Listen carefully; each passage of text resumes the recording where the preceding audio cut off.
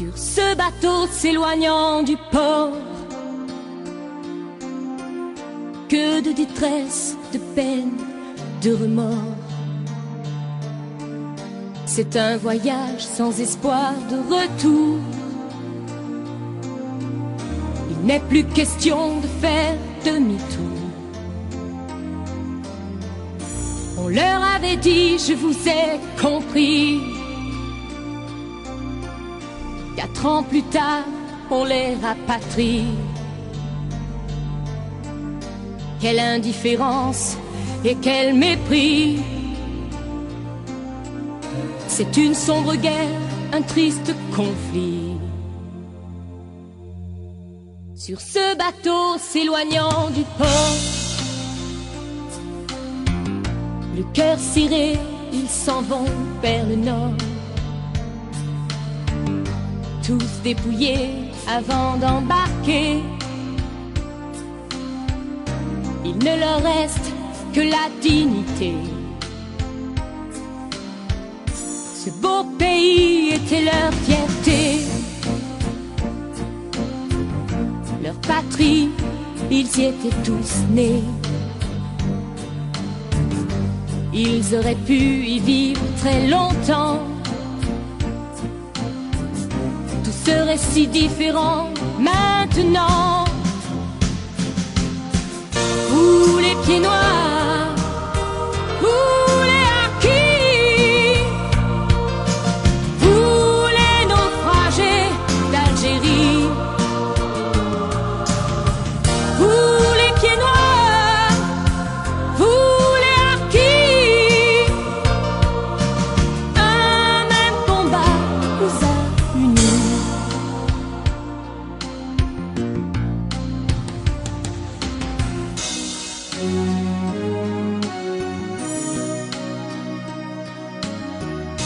Sur ce bateau s'éloignant du port, claque tout là-haut le drapeau tricolore. Des larmes scintillent dans le coin des yeux. Il est difficile de dire adieu. Tout abandonné du jour au lendemain, ou se faire tuer, tragique destin. Nombreux ceux qui ont résisté, nombreux ceux qui sont tombés. De ce bateau qui s'éloigne du port, des années après, le souvenir n'est pas mort. Comment pourrait-il oublier cette page d'histoire tourmentée? Mais ces bateaux accostant à nos portes, de tous ces gens qui vous ont dit dehors, quittant ce pays qui était le tien, je l'avoue, je n'y comprends plus rien. Vous les pieds noirs, vous les harkis, vous les naufragés d'Algérie. Vous les pieds noirs, vous les harkis, le peuple de France vous a compris. Vous les pieds noirs, vous les harkis, vous les naufragés d'Algérie. Vous les pieds noirs, vous les harkis, le peuple de France vous a compris.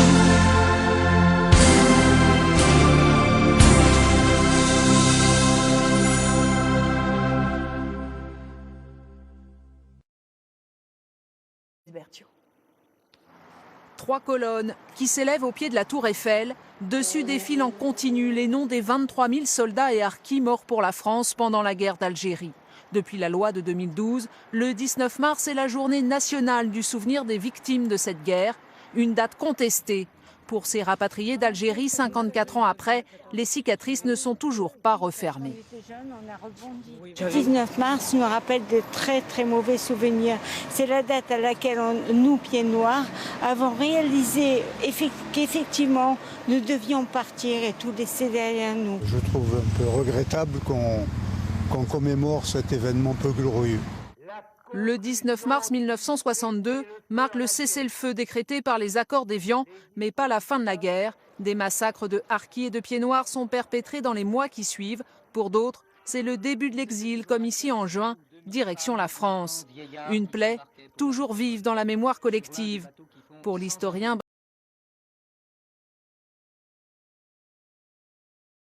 Vous savez que dans d'innombrables quartiers de Seine-Saint-Denis, une femme ne peut pas se mettre en jupe, se mettre en robe. Vous savez que ça, ne faites pas l'amour. Vous savez, j'ai encore de la famille qui habite. Monsieur Zemmour, j'ai travaillé pendant 40 ans, 2 ans. J'ai mis toutes les robes que je voulais, toutes. Oui, il y a longtemps. Il y a longtemps. Je suis si vieille que ça? Excusez-moi comme moi. Bon. Non, mais par ailleurs, vous avez venez, je vous invite à faire un tour de mon quartier, vous allez voir. Mais je vous assure que vraiment... Non, mais je vous assure, je vous invite à venir dans mon quartier, dans ma ville, qui s'appelle Aubervilliers, et vous allez voir. Vous savez qu'on ne sait même pas combien il y a de clandestins. Même le Sénat ne sait pas quand il doit faire un rapport. Il ne sait même pas combien il y a d'agressions. Les policiers sont débordés. Les policiers qui vont... Est-ce que vous savez que c'est en Seine-Saint-Denis, entre autres, que les policiers se font agresser partout, que les médecins se font agresser partout, que les pompiers se font agresser partout, dans d'innombrables zones. Ne venez pas me donner la Seine-Saint-Denis en exemple de vivre ensemble. Deuxièmement, vous parlez de société multiculturelle. Je suis contre la société multiculturelle. Voilà. Je suis pour la société multiethnique, mais la société multiculturelle, ça veut dire la guerre. Et ça veut dire la guerre des civilisations, et ça veut dire que c'est le plus nombreux qui gagne. En l'occurrence, l'islam. Parce que la démographie... Pourquoi vous focalisez tout le temps sur l'islam? Punaise, c'est pas possible. Chère madame, d'abord... Il n'y a pas que des musulmans en Seine-Saint-Denis, bon sang. Ça m'avait pas échappé. Et moi, je connais des musulmans qui sont hyper tolérants et qui vont à l'église et qui vont à la mosquée et qui vont dans les synagogues. Et ce ne sont pas des territoires comme vous le... Moi, je prends le métro à 22h, 23h, je me fais pas agresser. Alors, évidemment, je suis prudente, mais il n'y a pas que dans mon quartier, mais il n'y a pas qu'à Aubervilliers.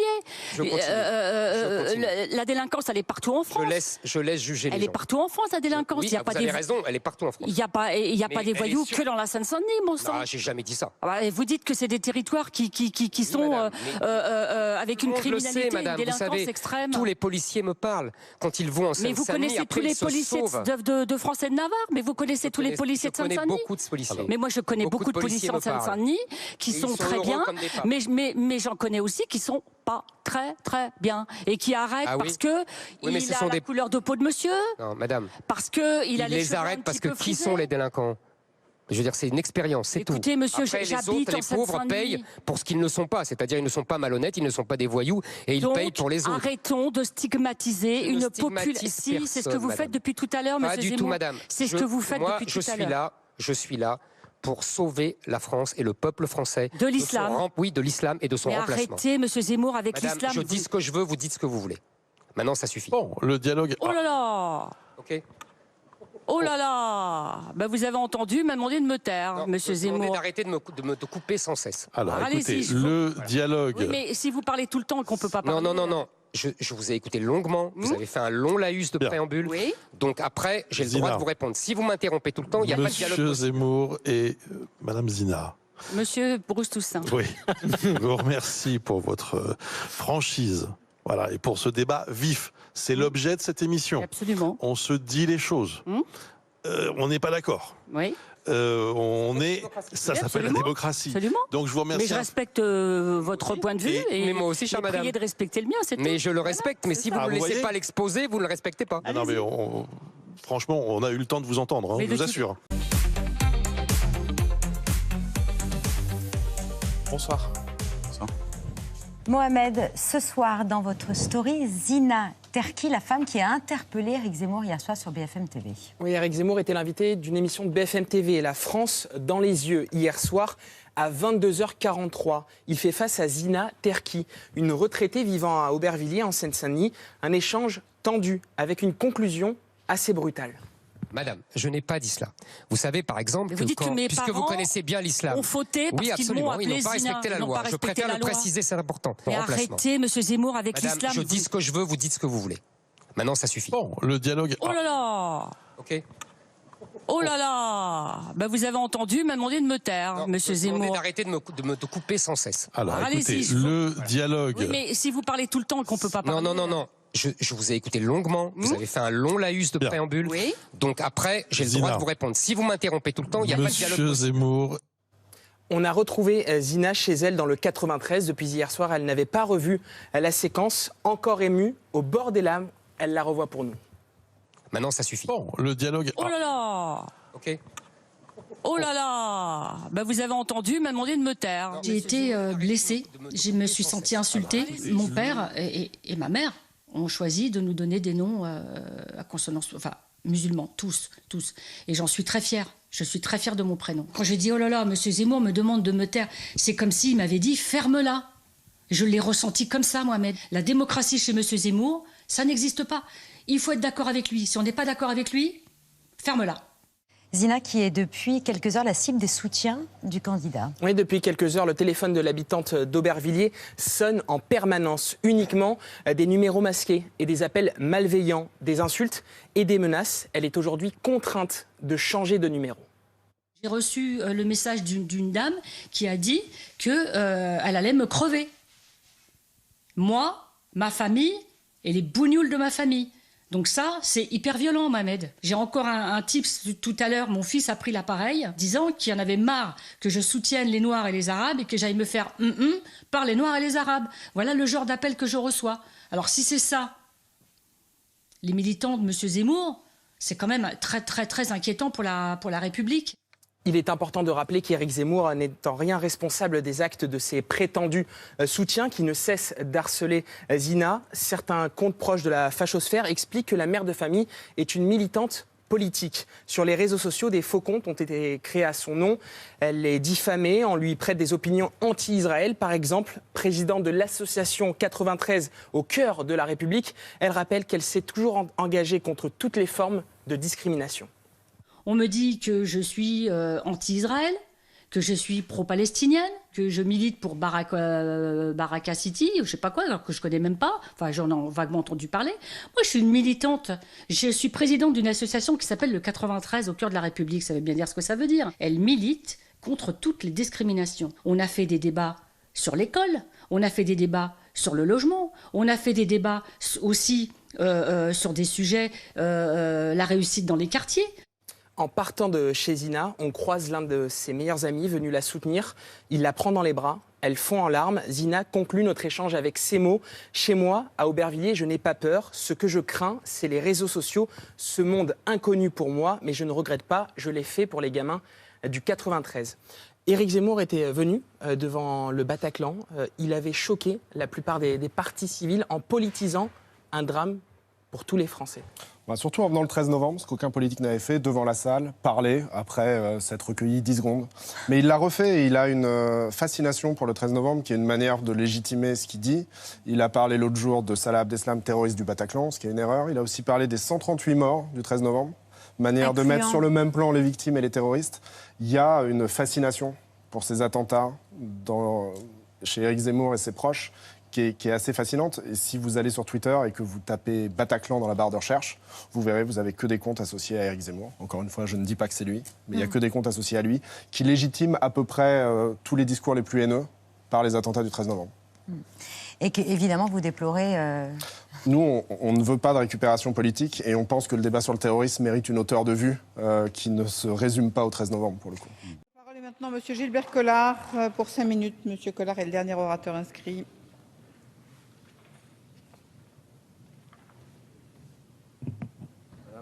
Monsieur le ministre, oui à la paix de l'histoire, mais pas à la paix de l'histoire dans l'iniquité.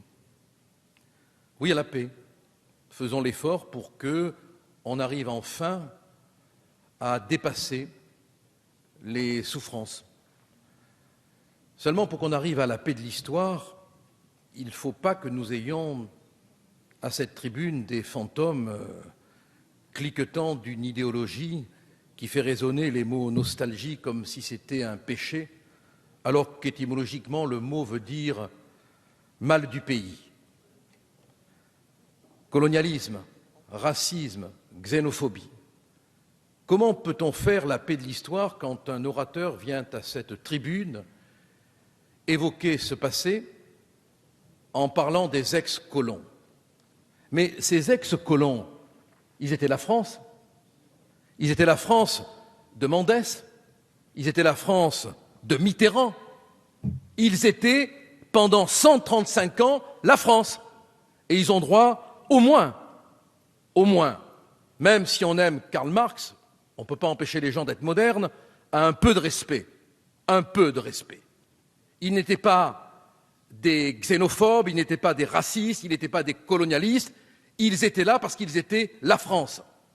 Et l'histoire, après, a décidé, et on doit la prendre dans sa totalité, avec le respect pour les uns, le respect pour les autres. Mais on n'aura jamais la paix de l'histoire si on n'obtient pas la réciprocité, or on ne l'a pas. Chaque fois qu'on fait des demandes d'information, on se heurte à l'obstruction du gouvernement algérien. Ce n'est pas possible. Il faut savoir obtenir les informations nécessaires pour que nos rapatriés, nos harkis, qui souffrent parce qu'ils sont orphelins du soleil de leur naissance, et chacun d'entre nous peut le comprendre, chacun d'entre nous peut le ressentir sans pour autant jeter l'opprobre. Ils ont droit à réparation. Et la mesure que vous voulez prendre supprime 2 structures dédiées à ces réparations. Et c'est comme une manière technique, législative, de se détourner d'eux, encore une fois, et ce n'est pas acceptable. 8,4 milliards d'euros sont encore en attente d'être réglés. Ce conflit ne s'apaisera pas dans l'inconscient ni dans l'histoire tant qu'on ne réglera pas dans la réciprocité tout ce qui doit être réglé. Sinon, on n'a qu'à bloquer la mécanique des accords d'Évian. Si l'Algérie n'accepte pas de jouer le jeu, pourquoi devrait-on le jouer? Il y a ici la nécessité, et on est d'accord, qui ne serait pas d'accord pour entrer dans le mouvement de l'histoire? Les rapatriés l'ont compris, les harkis l'ont compris, même si dans le silence de leur soirée, ils pleurent sur une histoire révolue, mais vers laquelle ils ne veulent pas se tourner pour la reconstruire. Arrêtez de fantasmer, arrêtez de croire que les fils, les filles de rapatriés, les rapatriés eux-mêmes, les harkis, fils ou filles, ont une nostalgie, comme vous dites.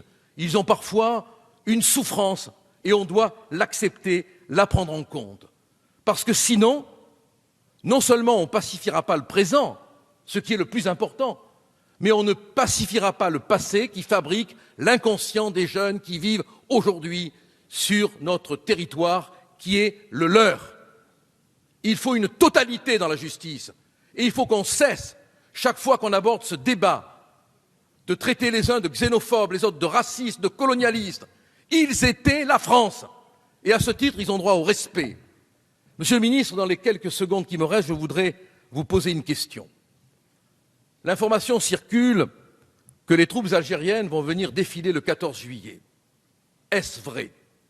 De tous côtés, on est alerté, de tous côtés, il y a une émotion. Je ne sais que répondre. Pourriez-vous, s'il vous plaît, m'apporter une réponse? Merci, monsieur.